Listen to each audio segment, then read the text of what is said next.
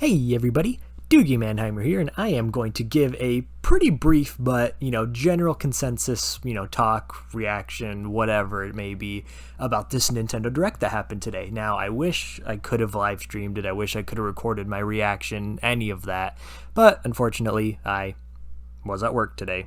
I was hoping it would be on a Wednesday Direct, because then I was home and could have done it, but otherwise it's totally fine. It's whatever. I watched it at work because obviously I can't wait that long. I cannot live more than an hour without Twitter or the internet, so I'm just crazy and had to watch it, and I absolutely adored it. And so now I'm here to, tell you what I think about it all. So without further ado, let's get further into it.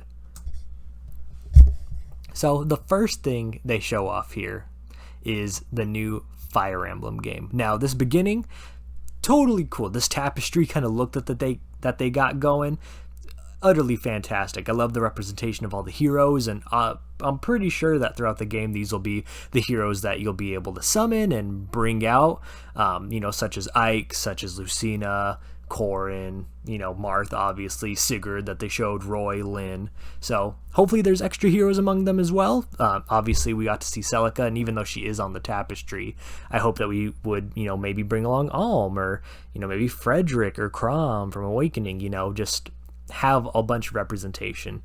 And, this game looks great. Sure, a lot of people are going to make fun of Pepsi Man Lord and Colgate Lady, Lord, but it is what it is. I think they look great. I think they look perfectly fine and in line with most Fire Emblem, protagonists, really. I mean, everybody hated Corrin and Byleth when they were first revealed and out, so, it's just going to take a little bit of time before people get used to this one.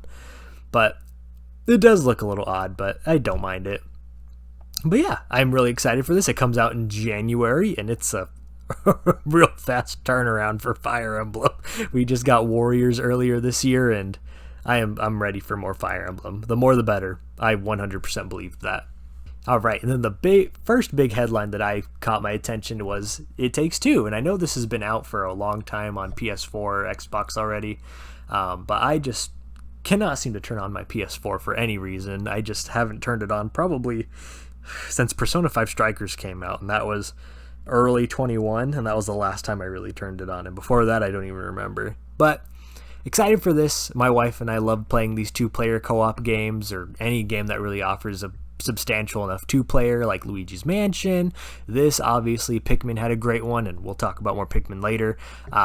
Mario 3D Land, love those types of games and adventures, so this will be right up our alley. So excited to play it, been wanting to for a while. Now that it's coming to Switch, we definitely will. And this local play will be fantastic, because I can play on my Switch, you can play on hers. Oh, it's going to be so good. Cannot wait for this.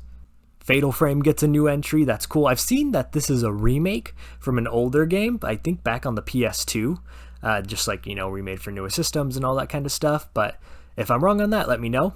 But I'm pretty sure I saw that it was a remake. But I've never played any of these. I almost got the one on Wii U. I played the demo, but I'm not good with horror games, so kind of like a hard skip, but also glad to see this series get more love.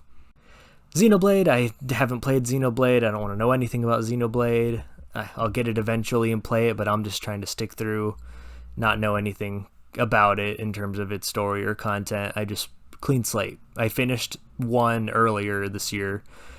Still need to work my way through 2 in Torna, but eventually I'll get to 3. This was the biggest swerve of the entire Direct. Fist of the North Star. Fitness boxing. I'll never get over this. This is absolutely insanity. It's smart, but it's very interesting to say the least. This little dodgeball looking game looks fun, looks quirky.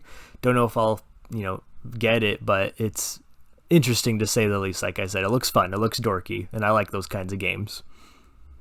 Now this, I'm excited for Tunic. Everyone's been hyping this game up when it came out years ago on Xbox and PlayStation, and it's literally old school Zelda, and that is so cool. And I've always wanted to play it, but like I said, I just play games on my Switch, so thank God that it's coming, because now I can finally see what this is all about, and I'm very excited to play it. And this is the start of all the farming games that are shown in this direct. Then we got news of the first Splatfest that's going to happen after, the launch of the game. And it is, what would you take with you on a treasure island? Would it be gear, food, or fun? And everyone's been making fun of this because obviously you take food with you because that's your surefire way to survive on a deserted island. But, I don't know what I'd pick for this because, my first thought was oh, obviously some fun stuff because, this is a Splatoon, Splatfest, not anything to take seriously. But I don't know. Maybe I feel bad for not taking Shiver's team last time, so maybe I'll do that this time. And all this new gear coming. Cool, exciting. All these emotes, very fun. And then this announcement from Square was pretty far out of left field, in my opinion. I was not expecting this at all, considering we just got Live Alive and Triangle Strategy earlier in the year. So, more 2D HD stuff is A-okay in my book. I never finished Octopath Traveler originally. I still have it. I'm maybe 5 to 10 hours into it. I was not a big fan of just playing an hour of every character and then having to go into somebody else's character to do their tutorial. So I'll eventually finish it because the art style of these games is absolutely gorgeous. The battle theme of the original Octopath Traveler, oh my god, is literally the best battle theme I've ever heard in my life. I was listening to it earlier today because this game reminded me of how good it was, and my lord, listen to it. Play this game. Play any 2D HD games because those are fantastic looking games, and maybe I'll get this. I just got to finish the other one first. But yeah, biggest surprise I think personally was that this was a thing and it's coming out so soon. So good on you, Square. These games are a hit. Now here's another farming one. I know they did a little segment on Mario and Rabbids, and Ubisoft did a thing showing it as well. So here's more of it, but I never finished the original one. It's just not something that I, not that I didn't enjoy it, but I just wasn't captivated by it too much, so I never finished it, but maybe I will eventually. It looks cute, it looks fun, it's charming. I know a lot of people really like it. It's a surprising crossover that actually did well, but, it's just one of those things that's just it's cool that it exists, but maybe not really for me. Rune Factory farming stuff. Yes, more 64 games. I thought maybe they would announce, Game Boy or GBA stuff, maybe even GameCube for this, but I knew it would be too soon for that. So I'm happy to get more 64 games, especially all the Mario parties. That'll be so fun. My wife and I love to play Mario Party games, so having these and online and just accessible is fantastic. And I've never played Pokemon Stadium, so that'll be fun for me. Love to experience that for myself, and yeah, exciting additions. And I never played 007 either. I kind of missed that fun of growing up with N64. I was mainly a GameCube-ish kid, but I still love a lot of these classic N64 games. Yes, more farming and simulator stuff. Now, I don't have Mario Strikers Battle League, and I have not been a fan of the way they've been treating the Mario sports games at all for the Switch. But seeing Pauline here and Diddy Kong, playing, it's super cool. The more characters, the better in any of these types of games. That's why I love Mario Baseball so much on the Wii, is because of all the characters they just included in it. You could play as the Wigglers, you could play as Goombas, you could play as Paratroopers, and any villain in the Pinatas and from Mario Sunshine. It's just so cool. So, more characters, the better. Love Pauline. Glad she's in it. Here's Altier, I believe you say it. Not for me, but happy for those fans. Oh yeah, and we got a nice little sneak peek of the new Mario Kart wave. Love this little holiday aesthetic course that we're gonna get. I didn't play this one on tour when I did play Tour for a little bit, but I never played this one, so this is pretty exciting. As well as Peach Gardens from DS. I absolutely adored that track on the DS, so happy to see these come back, and I can't wait for the new tracks to come out. This was one of the biggest teases of the entire direct. I really thought we were going to see a Mario trailer for the movie, but he's just just so you know, movie's actually spring of next year, and Universal Studios is going great. And let me talk about Pikmin. And I got so excited. I was like, oh my god, it's Pikmin, it's Pikmin. And then they were just like, Pikmin Bloom, the mobile phone game. Let's talk about that for the next like 5 minutes of direct time. Oh man, I was literally sitting there just like, you gotta be joking. We're actually talking about Pikmin, and this is how you want to talk about Pikmin? Don't get me wrong, the game's cute. I played it for like a week and enjoyed it for the week, but I really just want like an actual Pikmin game because those are actually fun. And then as soon as he was done, he was just like, now let me show you why I really brought up Pikmin. And boy, oh boy, they actually announced and showed off, albeit like 2 screenshots of it, Pikmin 4. Oh, I'm so excited for Pikmin 4. This is going to be so fantastic. I thought it was just donezo. I don't know why it took them so long to show it. The rumors was that it was rebooted. Something happened from like 2015 when they first said it was almost done. So I'm just glad it's here now. I'm glad it's confirmed that it's coming next year.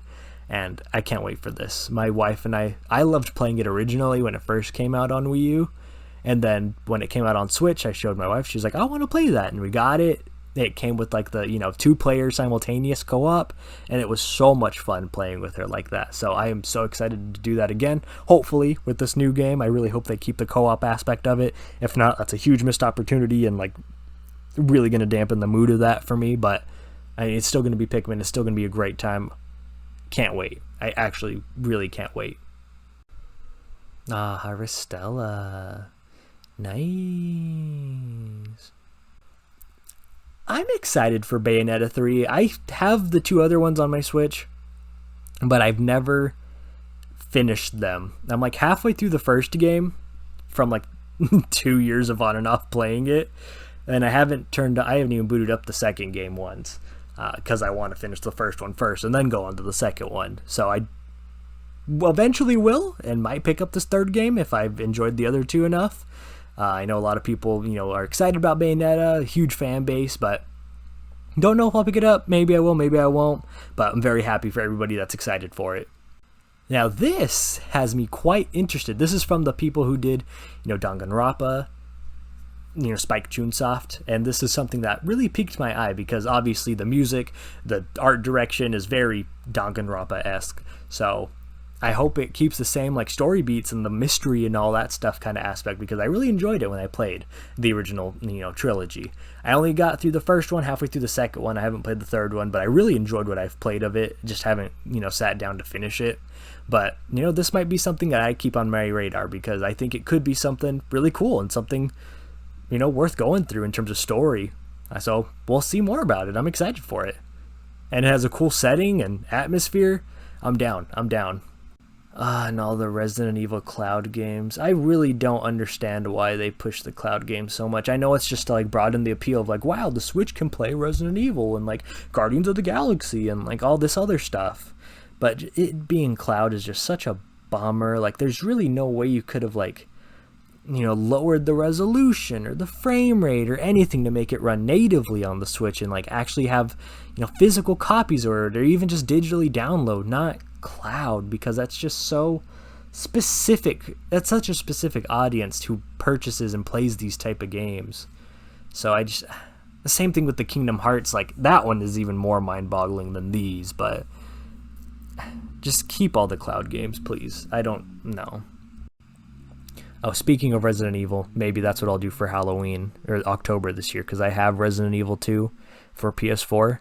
Maybe I'll pop it open for Halloween for spooky season. Ooh, very excited for Crisis Core to come out. I never played Crisis Core. I never played Final Fantasy Original. I tried, when it came out on the PS4, whenever that huge E3 moment that happened, and we're just like, Final Fantasy 7, being, HD re-release on PS4 store. And people are like, oh my god, it's not the remake. I bought it then and played like 4 hours of it, and it didn't really sink its teeth. I didn't sink its teeth into me, and so I never kept playing it. But played Remake, loved Remake, and so I'm excited to play Crisis Core and get into that. So looking forward to it. Tales of Symphonia. Sizzle real time. Love Fall Guys. Always take a moment to appreciate Fall Guys. Can't wait for the new season coming out this Thursday. And also one of the biggest surprises this Direct was Kirby Dream Land remaster from the Wii. So that's a cool way to, almost cap things off here. I thought this was the final announcement when this just showed up out of nowhere at the end of the montage and was just like, there's no way they're ending it on this. We had a Kirby game earlier this year. Why would this be your big wave to end on? But, it makes sense. Keep the 35th anniversary of Kirby going. We got Dream Buffet. We got Forbidden Land, which is fantastic. And now this game. I never played Dreamland on Wii. I didn't really get into Kirby until on the 3DS with Triple Deluxe and Robobot, but I'm happy to go back into it potentially and get this game, and I know my wife and I will like playing it. We like co-op games, and so this might be right up our alley, and especially if we're all able to play as Kirby. Her biggest thingy that she hates is that she doesn't like that only the single player can be Kirby and take copy abilities. She didn't mind in Forbidden Land because Waddle Dee's literally awesome, but yeah, she gets a little jealous that I get the cool powers and she doesn't. So it'll be cool that we all get to be Kirby. Maybe she could just be single player, but I don't know. I'm single player. I'm the first player. See, and then whenever Koizumi did this and he's just like, I hope you look forward to this game. That was it for this Nintendo Direct. And then he bowed. I was just like, there's no way they're ending it here. And then he said, one more thing. And I was genuinely hoping it was Kid Icarus, but I'll take Zelda any day. Any day.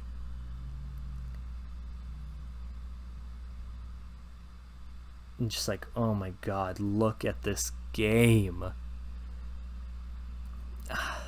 I'm so interested in the lore of it. So interested in what's going on here. I just want to know more about it. Now, I know everybody says that, Breath of the Wild was really lacking in its story and it wasn't captivating enough in its, narrative. But I think it's one of the most fascinating ones just because the thing that sticks in my mind so much is that everybody's dead. This is 100 years later. Your actions had these consequences and you're living in that aftermath. And I cannot wait for the follow-up. I can't wait to continue on this journey. Look at my man Link just running across these plains, jumping off. Yes! Yes! Oh, man. And we have the, rumored reverse mechanic. Or not even rumored. We saw it in, the other trailer that we saw where you pushed that boulder back up and, reversed it. And look at flying on this weird bird thing. And then we have, I believe it's the Ouroboros symbol, where it's, two lions, continuously eating each other, signaling, just never-ending eternity. But we finally got the title, Tears of the Kingdom. Now, first off, absolutely hilarious and wild that they did not stream this in the UK because of this title, more than likely, because of the loss of Queen Elizabeth. Absolutely nuts. But number two, what this holds in terms of potential story, potential spoilers, even the Master Sword on the side here, you could see that it's pixely, digitally, ancient technology, and just like Link's arm, it's turning into Link's arm is this, that's what's happening to the sword. And so what does this mean? What can happen in the game? Tears of the Kingdom, is this going to be a never-ending cycle where he's trying to save Zelda, or Ganondorf is revived, and the way the things are, he can't turn back time to stop any of this from happening? What? I just and from screenshots and the key art that was revealed earlier too. I'll have to find that and show it, but it looks like he has a satchel of Silent Realm tears that you pick up from Twilight Princess and Skyward Sword. It looks like that might be a big part of it again, and oh my god, I'm so excited for this game, and it has a confirmed release date of May 12th next year.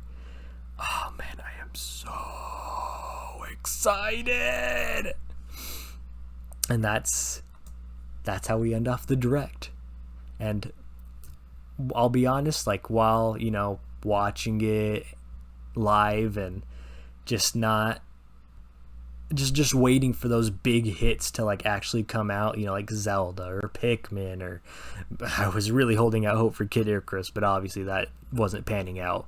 But just waiting for some of those big names to drop, and when we did, it was worth it. When we didn't, I was kind of dragging my feet, but there was little stuff here and there that I really enjoyed, like Tunic and It Takes Two, and you know, Octopath was the big one too, and more N64 games.